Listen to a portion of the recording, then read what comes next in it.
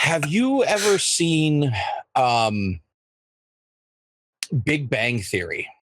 I haven't, but I'm aware of it. I've seen some of the actors. Yeah, it's The that shit's Spinger. bad. Yeah, I am Like, aware of how bad it's said to be. Yeah. and Will Wheaton had his fingerprints all over that. Right.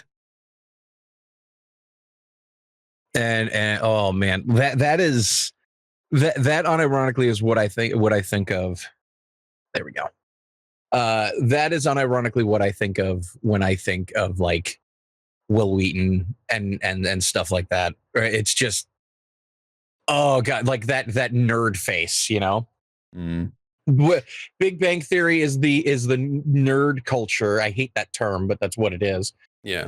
The nerd culture equivalent of putting on shoe polish on your face and singing "Mammy" on stage. You probably hate the term nerd culture partly because of the Big Bang Theory and other shows Well, like it. yeah, People that like it.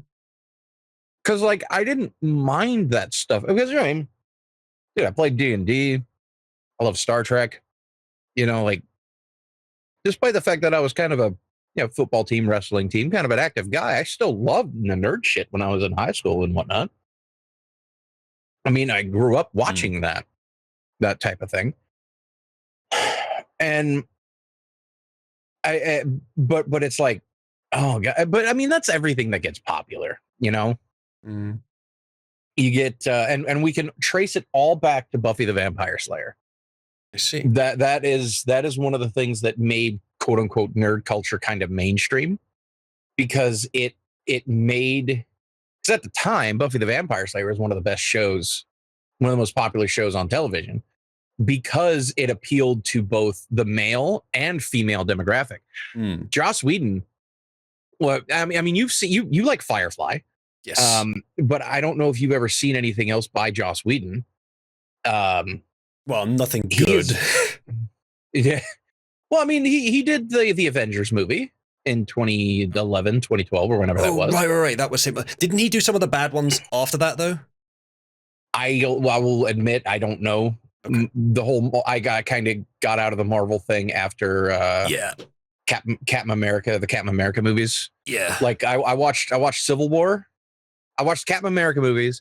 I watched Avengers. I loved the Iron Man movies. I loved the Cap movies. Yeah. And I liked the first Avenger. Didn't get a chance to see the second one in theaters. And I watched the rest of the Captain America movies, and that was about it. That was just like, with the rest. Oh, what was the Starjammer guys? Guardians of the Galaxy. Watched a couple of those because we do need to do the sort of like Cape Shit saga at some point, and Motch and I will guide you through the ones you haven't seen yet because you stopped just before the end of the good shit. There is some more good shit after you stopped. That's what I heard, and I loved. I loved Civil War because it introduced one of my favorite characters, Black Panther. But then they did the Black Panther movie and completely ruined the freaking character. So it was like, why? But that was the beginning of the woke shit. Yeah. So, yeah, but yeah, Black Panther was the beginning of the woke shit, but it didn't. It didn't destroy the quality of the main line of the MCU until after Endgame. Well, the reason why I brought all that up was Joss Whedon made Buffy the Vampire Slayer. Yeah. And Joss Whedon is one of those rare directors and writers. Like he's like James Cameron. He's a male writer director that can write female characters very, very well. Okay. You know, James Cameron made some of the best female action stars of all time, Sarah Connor and Ripley. You know, like, and even though Ripley technically was made by what's his nuts, but she was turned into an action star by Cameron, and Sarah Connor. I mean, if you haven't seen Sarah Connor, but on the other hand, you know, like James Cameron, you know, just like most things, you either die a hero or you live long enough to see yourself turn into a villain. And unfortunately, that is James Cameron and also Joss Whedon, interestingly enough. Yeah. But he wrote very, very good female characters in the form of not just Buffy, but also a lot of the other female characters in Buffy the Vampire Slayer. And he also made very good male characters. And the way that he did it is much like with James Cameron, which is just you write for every, this is a little writing tip. For every gift you give a character, you write a flaw. For every benefit, you write a negative. You for every advantage, you give them a disadvantage. For every positive, you write a negative. And so, like the character Xander, he's very brave and he's very headstrong and he's very courageous, but he's a 16-year-old boy, so he's inexperienced and insecure, and he's got a crush on Buffy. So that kind of makes him do stupid stuff, And at Willow, she's very, very smart. She's very, very intuitive, and she's wise, but she is very, very introverted, very, very, again, insecure because teenage girl. And she's very, very dependent on Buffy for a lot of things. She leans on Buffy heavily. Every character is written like this. Every character. And the thing is, if you take the time and think about some of your favorite characters, aside from like put on a pedestal supernatural type characters, and even then even some of the best ones of those do have distinct disadvantages. And I'm not just talking about like Superman with kryptonite. They have this. For every advantage, they have a disadvantage. Even Superman has this. Like Superman, which is the stereotypical casual person's reference of overpowered characters, he has some very distinct flaws. And well, when he's written well, I should say, when he's written well.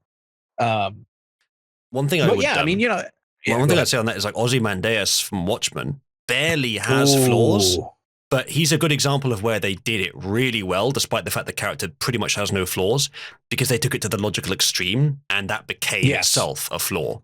Well, so it's interesting that you brought up Watchmen, because Watchmen is a textbook example of extremes. Oh, absolutely. Oh, yeah. Every other character, though, yes, I can see exactly what you're saying. Yes, every other character has a flaw at least for each boon. Well, think about Rorschach.